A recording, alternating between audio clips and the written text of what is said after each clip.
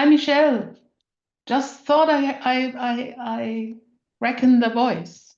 It's Yes, Ingrid. Hey, I was thinking good to the have same you. thing. It's like, I'm pretty Hey, sure that's an Ingrid voice. How are you doing? I'm good. So you made it to this one Yes, I interview. did. Yeah. So the Thank you. problem with mine on Monday was that the reminder did not get out. Gotcha. And so I'm at the moment in discussion if we can repeat it, my Oh, session. Maybe next week, week after. We will see. You will get a note. You will oh, get an wonderful. email where it will say what will happen. Wonderful. Well, thank you. I'm eager to learn. This sounds like a great series. Yeah, thank you. So, Drew, for your information, Michelle and I have been former colleagues. Okay, Yeah. So, very good. and she was one of the first ones telling me that she couldn't dial in to my session on Monday. That's Oh, where it all started, where I started to explore what went wrong. But we do have another guest, Bacham. Yeah. Yes, welcome. hello. We will give people a couple of minutes to join. Can always take a little bit longer than exactly starting at the hour, at the top of the hour. But there's still as well some time. I should learn how to play music in such situations. I've never tried that, but I know people who can. Makes it a bit more entertaining. It is a bit more complicated on the conference call, isn't it? Yeah. I think it is. It's not that easy. Welcome, Laura. Seeing you here in the participant list. Welcome, Nadine. You just joined us. Very welcome. Hello. Hello. We're just giving it 2-3 more minutes so that we can start all together.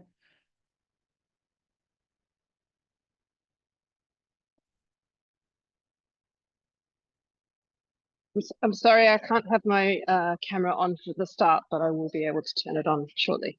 Okay, take your time. Okay, we have Gordon joining us.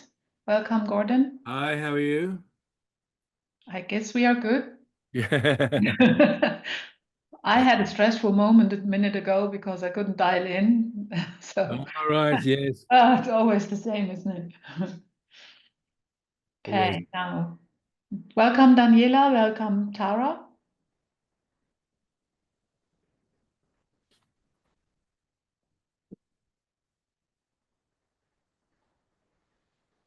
Hello. Hello.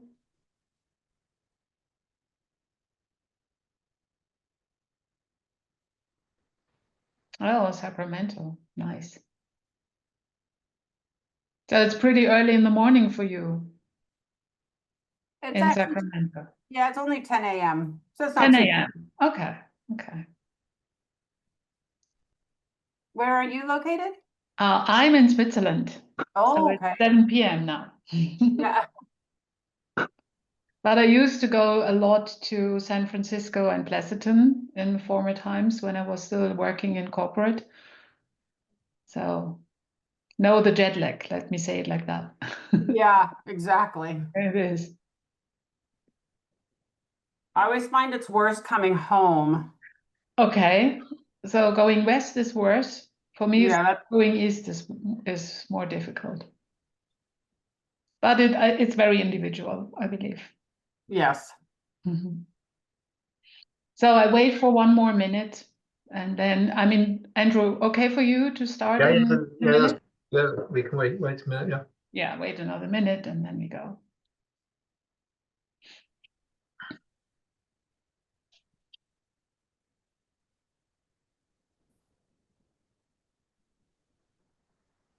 Hi, Andrew. You ready to rock and roll? Totally, yeah. Good. Love it.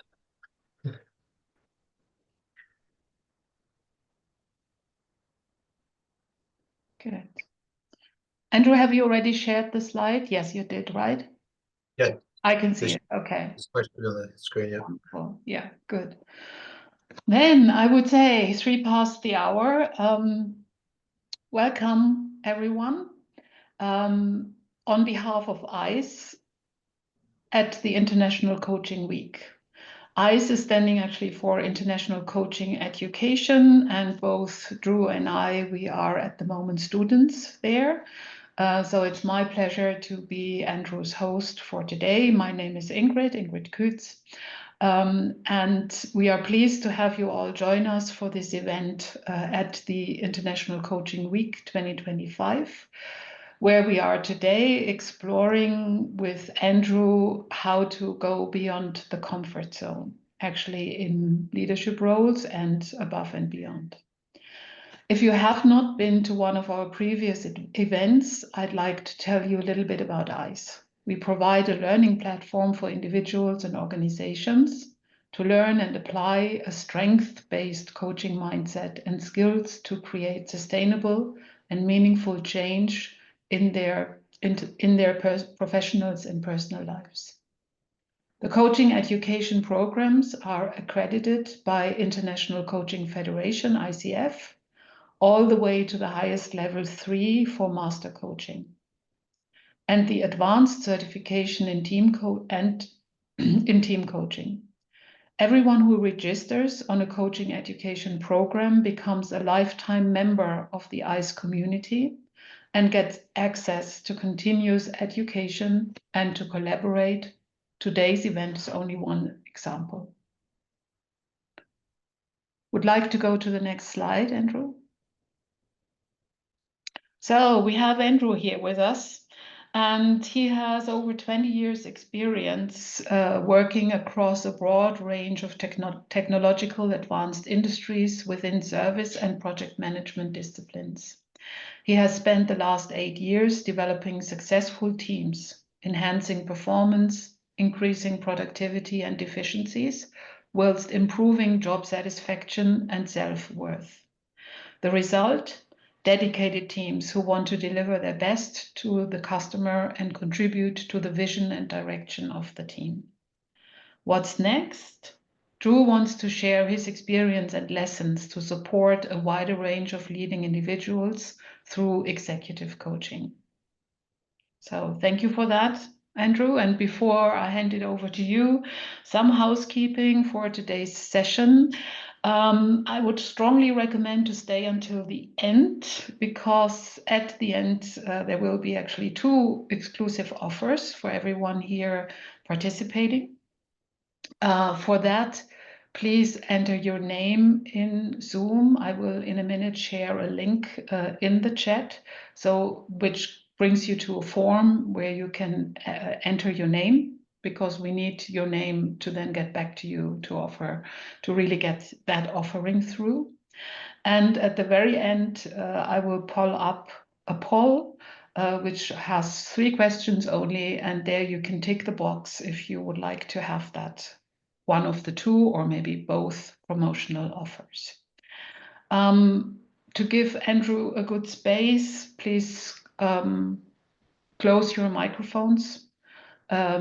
Chat if you have any questions. We will keep the chat under observation, let me say it like that. And on the other hand, there will be a Q&A session at the very end. Before we start in a few minutes, we love to celebrate. So for those of you who are still at the end, you will get these offerings. And as I said before, I will now share. Let me just copy that, share this link and put it in the chat. Should come through now. Just open it and then you find a very little tiny form, shouldn't take much time, where you can fill in your name and a contact possibility, so that actually Drew and ICE can follow up afterwards should you want to benefit from one of the offers coming a little bit later in the session today. Stage is yours, Drew. Okay, thank you very much, and good. Right, good afternoon, good morning, good evening, and thank you for joining.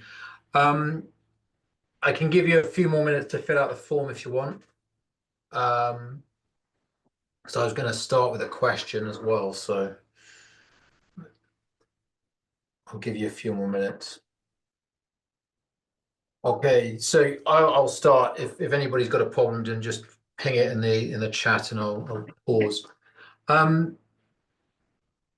It's about the presentation about 50 minutes. It's probably about 45 actually. I can probably get it down, Tara. So there's then a Q&A at the end. So the actual presentation is about 45 minutes.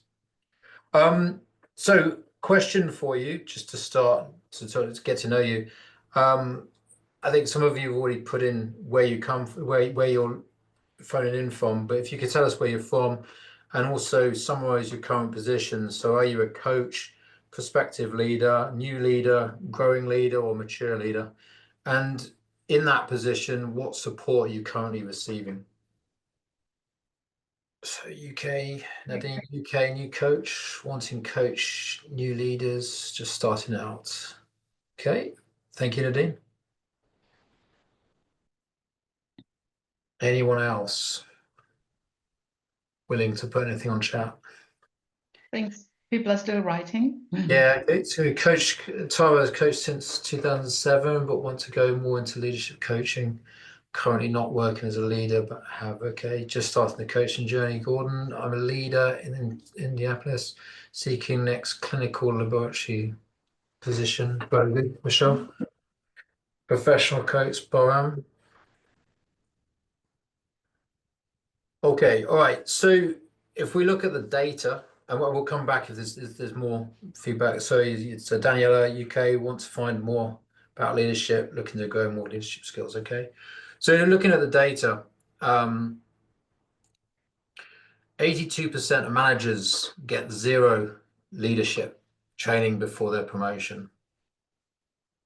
60% new managers fail within the first 18 months. 67% of employees would prefer a new boss than a pay raise. 70% of team engagement depends solely on the manager.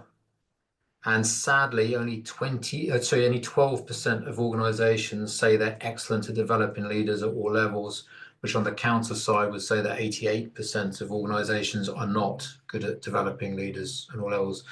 This data was, I received it from Emma, who posts a number of very interesting articles on LinkedIn about leadership. So if we take that data and the scenarios here, you've got a sink or swim scenario situation for many of us going into a new leading position. And what coaching provides is the necessary tools, the support vessel, the collaboration guide, and that your biggest fan, right? So that you can then build a success that's a bit more robust than obviously the sink or swim scenario. So going back to the beginning, why are companies currently focused on promoting within?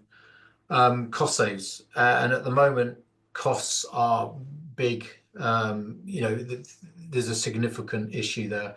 So we've got rising costs, cost of living. So employees are looking for bigger salaries, bigger bonuses. We've got tax in the UK going up, and we've got suppliers all suffering from the same thing. So cost of goods are going up. We've got the most competitive marketplace ever, and that's obviously going to continue. And we've also got AI, which I would relate as a revolution, and I think it's only just starting. I know there's been some mixed press recently on the advantages of AI, but I think it's going to continue, and companies are going to continue and increase their investment in AI, which will then reduce the number of jobs available. So obviously bringing on new headcount is a negative. And the pros and cons, apart from the direct cost of additional headcount, is listed there. So the internal cost of an incremental increase on an individual is obviously a lot smaller than bringing in a brand new head. You've got the external marketing costs and also potentially using external recruiters as well to be added to that. You've got hopefully no direct headcount increase. Obviously, as you go further down the management chain, there may be a requirement to add a headcount there, but it would be at a lower cost. And obviously what's happening a lot that I'm seeing is at that team level where the headcount is required, there's pressures on the team to absorb that head and bring in efficiencies and productivity gains and potentially AI automation to absorb that head so that they wouldn't need that addition. It's quicker to implement. It's in full control of the internal customer, the internal business, how they implement that crossover. The growth opportunity for the individual is significant. They're now growing their career, but also it's motivational to the team around that individual. Some of those individuals may have gone for the role and seen it as an opportunity. Others are just spectating and seeing that the business is investing in their people. And the return of investment transition is generally going to be quicker because that individual understands the process, the systems, the culture of the business. On the cons side, you have not got a tried and tested individual. They haven't been at that level before. So you're promoting on potential. If they're lucky, they've been given elevated roles of responsibility that may have tested them, may have demonstrated their worth, but they haven't had an overall leadership position like that. So they've got to grow into that, and there's some risks involved with that. There's limited command and influence at that senior level. They need to grow trust with their peers and also build a reputation on what they can deliver before that command and influence can be employed. There's a sudden significant learning requirement. If they've got a promotion, they've generally been working at the top of their game on the lower level role. Their learning curve, at least in the role, has plateaued. They're now on a steep learning curve, and their current toolkit likely needs to be adapted because many of the skills and tools that they've learnt, honed and practiced are likely not to work in the leadership position. And I've graded it out because the skills gap is something that may come into it if there is a departmental change. That would be something that the business definitely needs to take on board. It's not something that we would deal with in coaching. It's something potentially the coach, me as a coach, could support, but it's not something you directly do. So they're the cons, the pros, and obviously the pros outweigh the cons, but there is some significant learning and upskilling that needs to happen on the cons side. So the leadership journey. So the promotion is awarded on impressive, consistent results. The individual is performing and consistently. They've got great enthusiasm. They've got commitment on the role, on the business. They are understanding the vision, and they are delivering time and time again. They potentially have a sponsor. That sponsor, if they're lucky, has provided some development support as well. But on the critical point is they've been promoting them within reviews of the business to elevate their visibility on discussions with top talent and how to get who's ready for a promotion. And they're likely to, over years, in their appraisals, have become a high potential top performer in the role that they're doing. So you've gone for the promotion, you got the role, you did it. It's a cause for celebration. Everything's good. You've got the responsibility you wanted. But week one, you're faced with the support network disappearing, adverse conditions, and you have no direction. You don't actually know where you're going. And unfortunately, this is more common than you'd realize. So what can we control? So we've got a circle of influence. We can consolidate our transferable skills. We can align set outcomes for the role. We have a team. We either have inherited a new team or we have grown our team. We can delegate work out to them. We've got their support. How we go about doing that and how we gain their respect and integrate with that team is a challenge, but we have the team members available, and we need to believe in ourselves and our abilities. So coaching can help increase that circle of influence and bring that control quicker around those items, and also probably recognize a number of other items that can come into that circle of influence. On the counter side, we've got circle of fear. So the expectation didn't match the reality. As we can see from the picture, the team that we've inherited, the direct reports at least, are likely to be peers of ours previously. Whether we interacted with them is one thing, but they're likely to be, they were peers before, and some of them are likely to be competitors of the role that you've just gone for. So how do you deal with that? There's potentially some injustice there from their point of view, and you need to gain their respect and trust and get them to follow you. That is a challenge.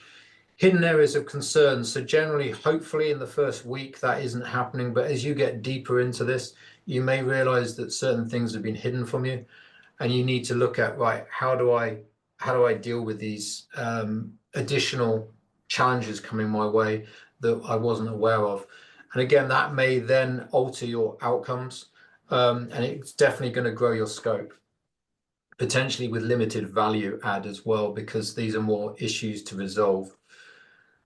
And unfairly, potentially, you're going to be measured against the outgoing leader. Obviously, if in a positive situation where that leader has also excelled in the position you've just received, they've gone on to an additional promotion. They've been at the plateau of their learning curve, and they've been performing with potentially some bandwidth there. You're now coming in and being compared to that leader, where you're kind of at the starting gate. And how do you go about doing that?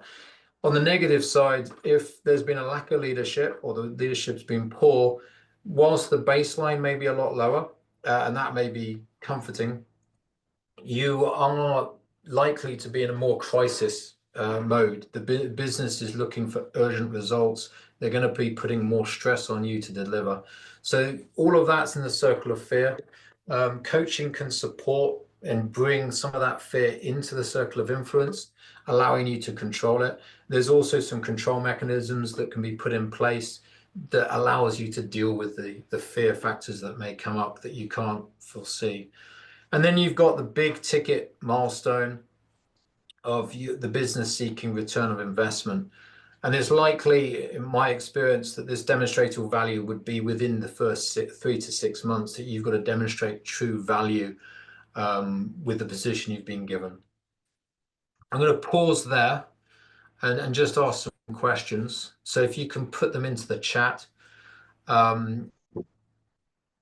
won't read them at the moment. I'll go through them later, but in a minute. But I'll give you a few minutes to fill it out. Yeah, if you just put them in the chat, and then we can talk. This would have been a poll, but we thought we couldn't give you too many polls, so we thought it'd be better just to do it more interactively. Thank you, Michelle. Nicely solved that difficulty. You should write the whole answer into the chat. Very nice. Sorry, they're a little bit wordy. There's 1 equal 3b. Yeah. Contending with hidden areas of concern. Okay, we've got 3. Anybody else? Nadine, right? So we got B. Okay.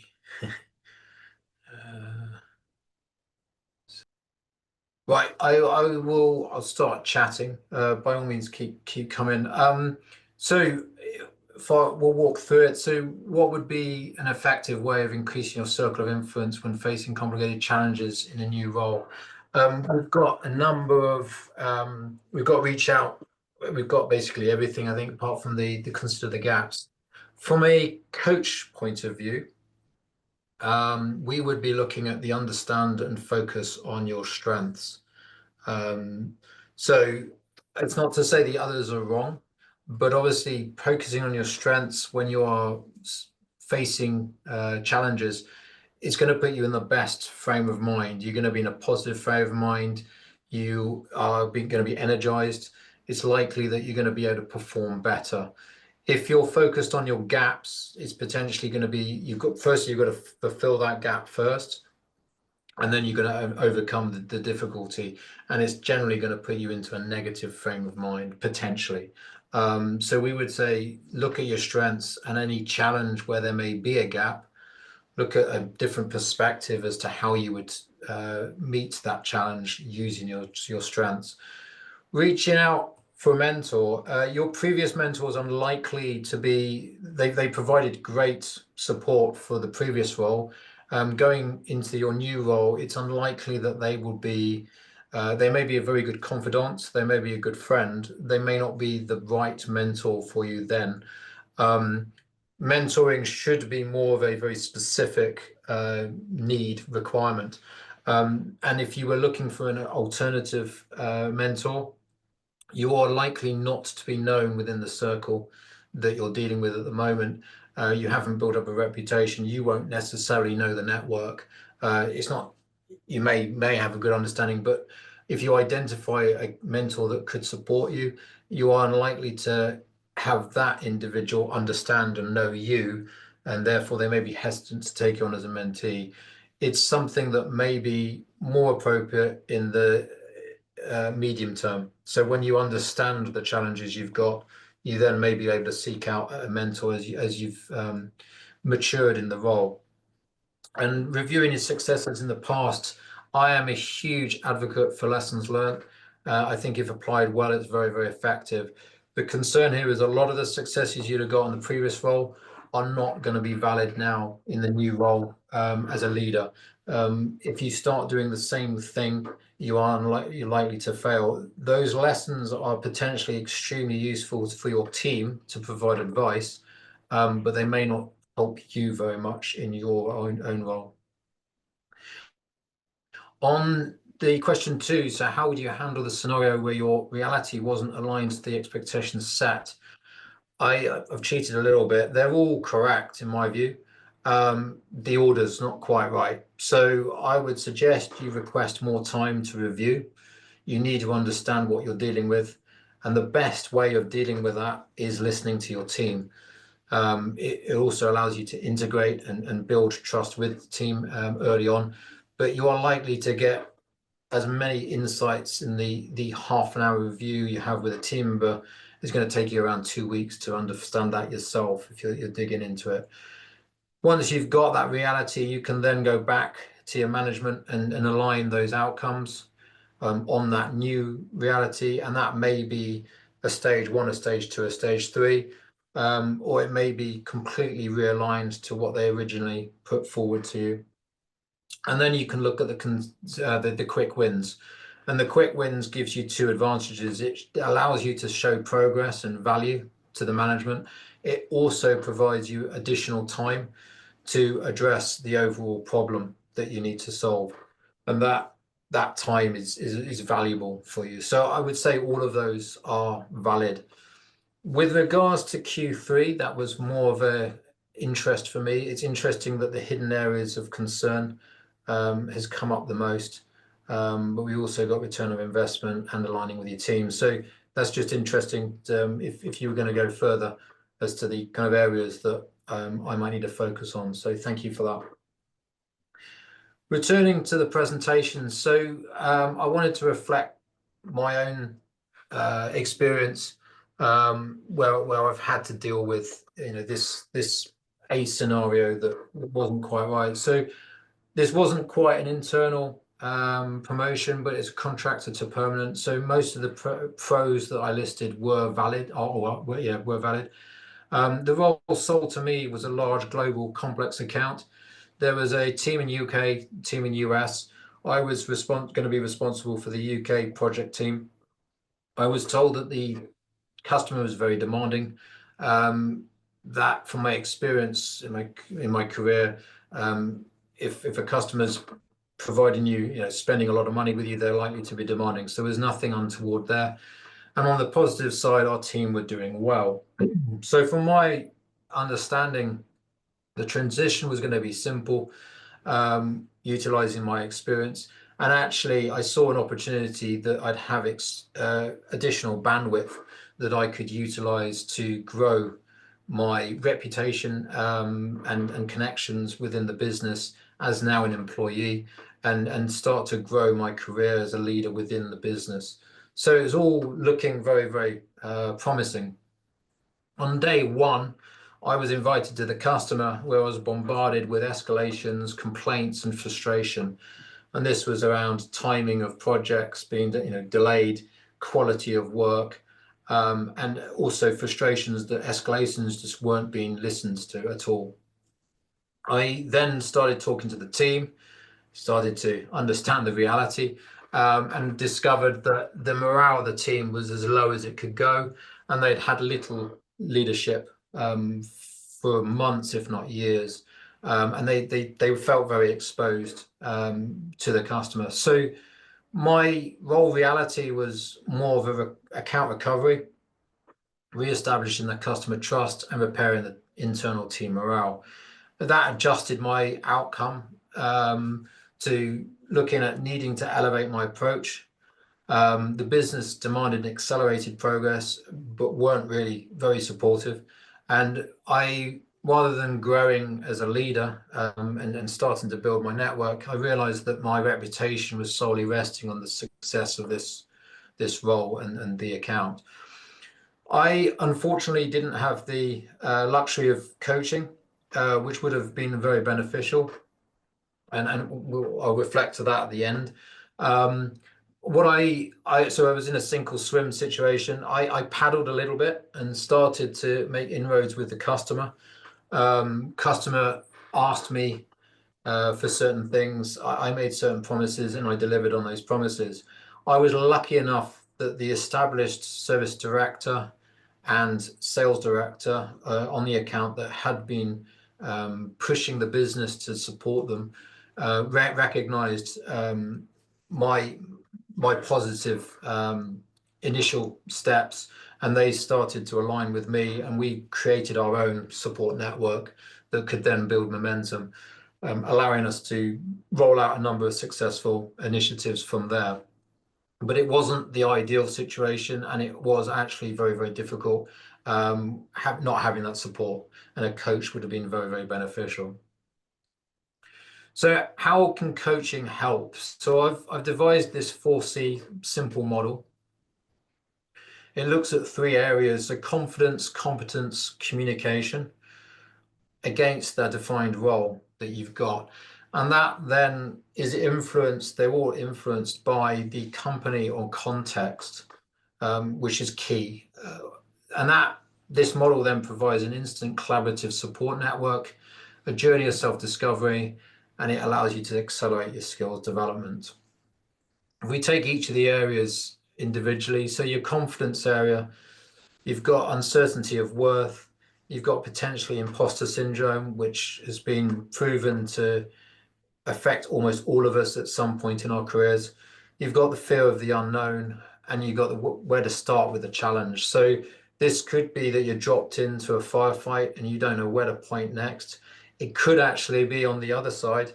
You're taking over from a very successful leader that's already provided a lot of value, and you're not quite sure where do I add value next, because it's all sort of been taken.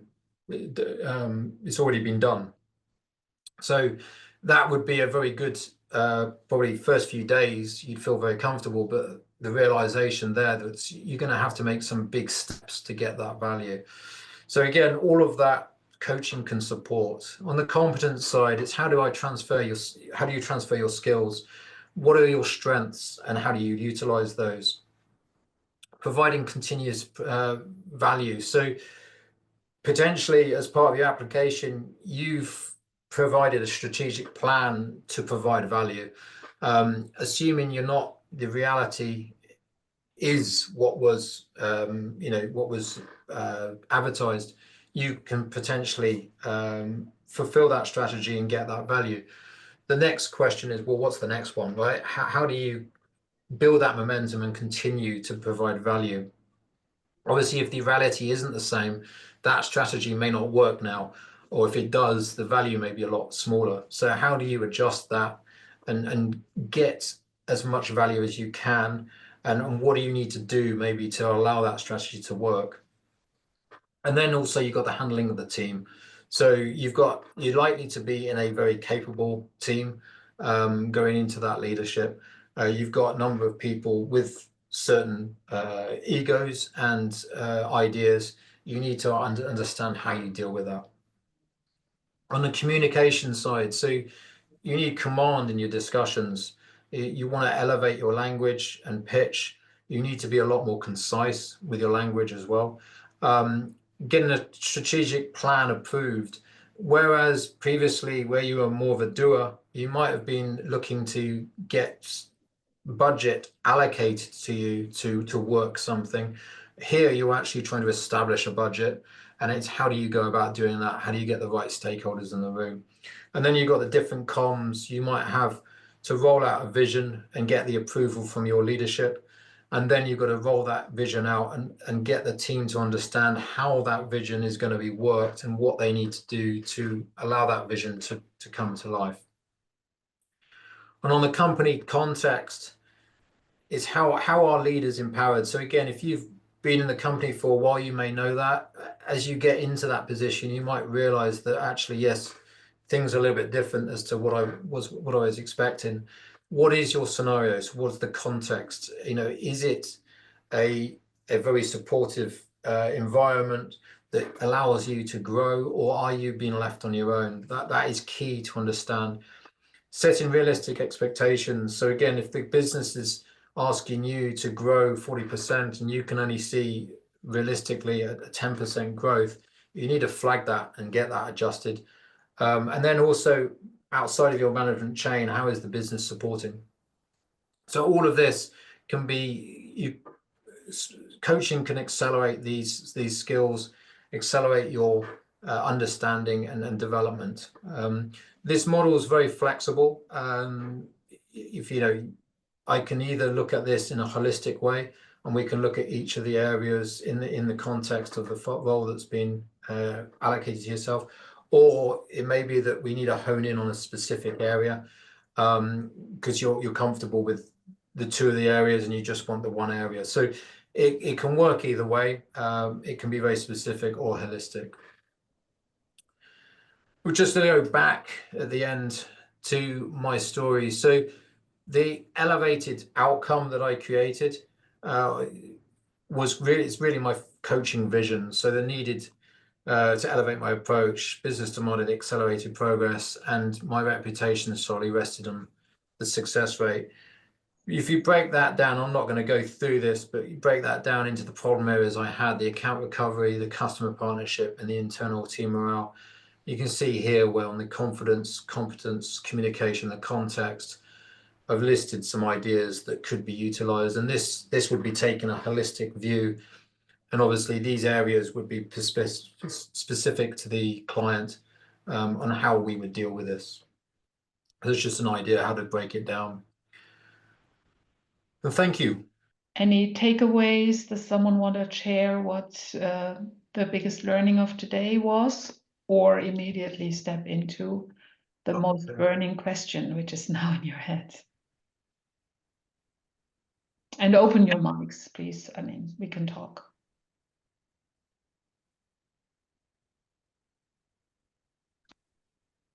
Andrew, I've got a question for you. Okay, yeah. As far as coaching help is concerned, you obviously sort of were dropped into a situation which changed dramatically as you found more out about the circumstances. Looking back at that now, and also knowing about your strengths, how would you think coaching could have got you through that in a much more ordered way than perhaps the journey you had without it? I think first there was a lot of firefighting going on. There was, you know, where do I prioritize was one of the key. The coaching would have then, you know, just discussing it. Where are the big ticket items? Where's the bleeding happening the most? I think it would have helped to just talk it through with somebody. You know, everybody I was interacting with is either putting a lot of pressure on me to deliver, or they were dealing with their own fires as well. So there wasn't that, you know, the confidant just to be able to sort of explain what was happening and get somebody to listen to you. So that there was that as well. I think is to be a priority, the understanding where to start to hit most effectively, to get the biggest return, that would then allow me a bit more bandwidth to then go and address some of the smaller items that were happening. It was very much a case of I spread my wings quite wide and try to address a lot of the issues, rather than focused effort. So I think that's where it would have helped me the most. So what you're describing there is probably more the mentoring side, but sort of development wise, as far as your own development, could someone have said something and taken it down a path where you would have said, aha, yes, if I do this, I'm going to handle this situation a lot better. Not necessarily the solution, but really giving you the confidence to develop a bit more and take it on board and not be stressed about it type thing. Yeah, totally. And I think it was understanding the empowerment that I had, or trying to get that recognized and understood. So there were a number of things where the benefits I had in hindsight, the team needed leadership, they wanted leadership, right? So I had a team that were willing to do whatever I asked, in actual fact. It wasn't a case of, certain people wanted the role and didn't get it. Everyone was willing to do whatever. So there was quite a bit of empowerment there that I think if I'd been coached, I'd have recognized that quicker. And that would have allowed me to delegate more of the responsibility out. The other piece of it was the customer once I got them on side, they were willing to work with me. So again, there was empowerment there that I could have recognized a lot quicker with the coach, that would allow me, obviously, yes, to be able to control the situation quicker, and get quicker results, I think. Okay, good. So a change in perspective earlier in the day with somebody else looking. Yeah, I think that was major. Yeah, the changes of perspective, and I think the strengths thing as well would have helped, because it was a case of trying to do everything right, and it was pointing at the urgent need rather than looking at how is the best way of approaching this. Right. So taking a step back, I think that would have benefited as well. Good. Okay, thank you for that. This is Michelle. Hi, I would agree completely with your response and basically my personal experience with that, because even as a Gallup strengths coach, and I love strengths, I love working with my strengths, and now that I'm aware with them. However, finding a mentor in my new role actually was the best advice that was ever given to me when I was going into a new company. I did not know about the company. The advice going into it was to seek a mentor, seek a contact at least one level above your manager. And although it really terrified me to make that request when I was going into the company at the time, I did, and my manager respected me for it. I met the most wonderful mentor, a lady in the company who was able to kind of give me honest advice about the business and guide me on the challenges that were hidden in that business, without involving my direct role or slowing down my engagement in my direct team that I was working with. And actually that individual actually ended up empowering me to become a strengths coach with that organization and work for that organization. So it definitely, my personal opinion, even though I definitely love strengths, I definitely believe in developing those strengths. Had I had that mentor every time, I would have been a lot more powerful in my transitions. Great. Well done. Okay. Anyone else? Any other Do you- question? Yeah. Do you allow me to add one from my end?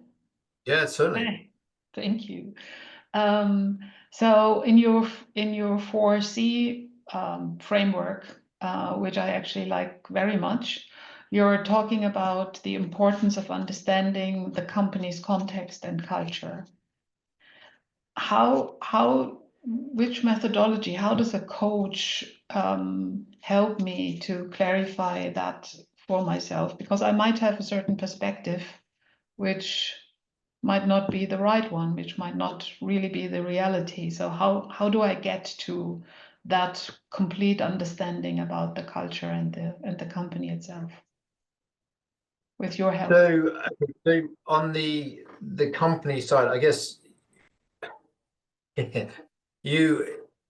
it's understanding the context is more about the role. So what's the battlefield that you're being put into?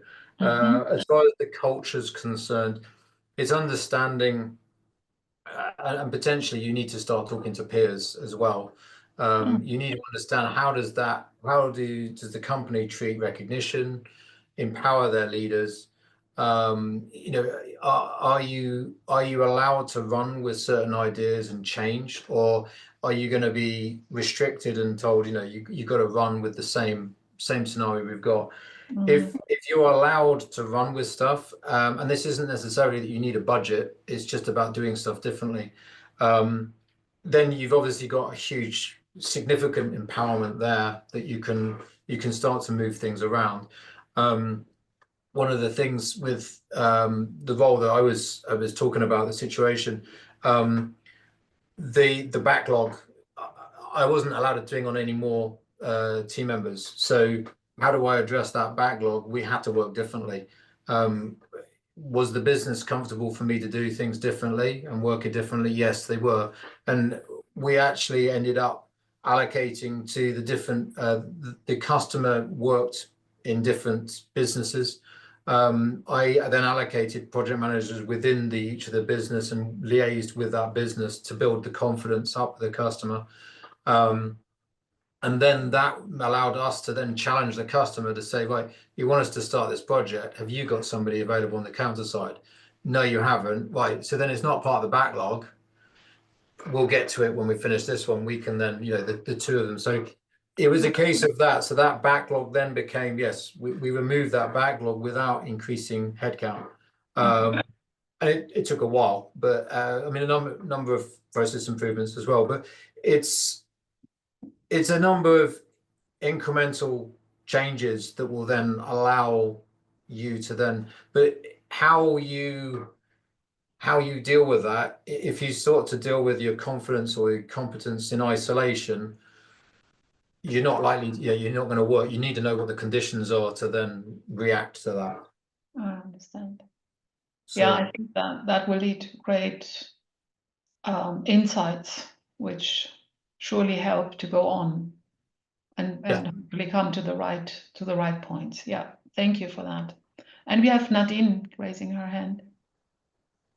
hello, Nadine. Hi, Andrew.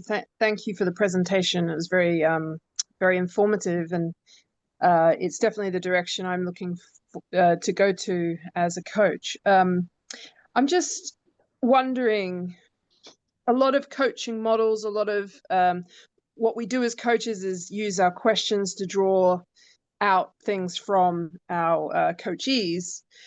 In executive coaching, how much of yourself and your knowledge and your experience do you bring to that, you know, to the executive coaching, and how, you know, how do you deal with the situations where people clearly need new information, for instance? Just a little bit of insight on that, because I know you know, that can be a challenge sometimes, especially when, as you said at the beginning, there's loads of managers out there recruited into roles and have not been given the support to be a manager, and maybe they've been recruited on their technical abilities as opposed to their people skills, for instance. So any insights on that would be helpful. Thank you. So, right, thank you for the question. So I think, I mean, the reason I've gone into this area of coaching is because of the experience I've got. as you said, we need to draw the questions out or the answers out of the client through questions. I think it's about asking potentially pointed questions to sort of get them to think about the scenario that they're in and how do they deal with it. I mean, again, all the experiences I've got aren't necessarily relevant to the client's situation. They know the business they're working for. They know the team members and the different characters that are working with that. And it is about building confidence with them that they can find the answer. I think there is potentially a place for some consultant work if that is required, if there is a real gap in, just an understanding. As you said, if the business is not supporting them, then maybe you can step in and help with that. But I think it's about, drawing them to understand the situation they've got. I mean, generally, if you think, I mean, from where I come from in project management, if you've done project management, you're then looking at leading a number of project managers. You know the answers to the project issues with an escalation. You've got to think of, well, the escalation that's happening on you. How do you've got to go and make some promises to the customer. You may give some coaching to or training to the PM themselves, but you're going to be liaising and making promises to say, look, we will reassure the customer that we will deliver on time, or quality, the rest of it. So the skill set's not that different. It's just it needs to be applied in a different way. And I think, again, if they've got the skills, they've performed at the lower level, they should be able to, with some support, understand which skills they need to take and run with those. So that would be how I would work it. Okay, thank you for that. Very good. Any other questions? I think I close the poll now. Unless someone gives me a sign that he or she still wants to go in there, then I close it. Okay, true. I mean, we need to capture it. That's why I need to close it at a certain point. Okay. Perfect. Any other comments or takeaways someone would like to share?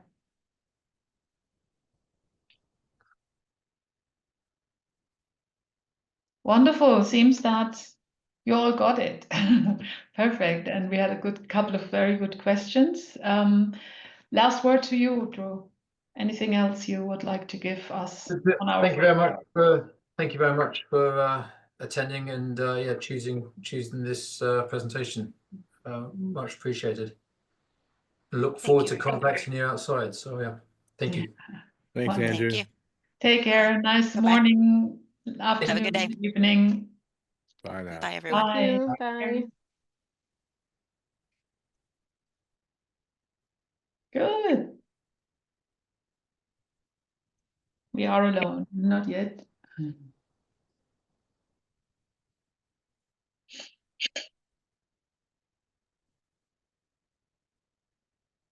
I think Bora's got some problems with connecting anyway. Can we close it?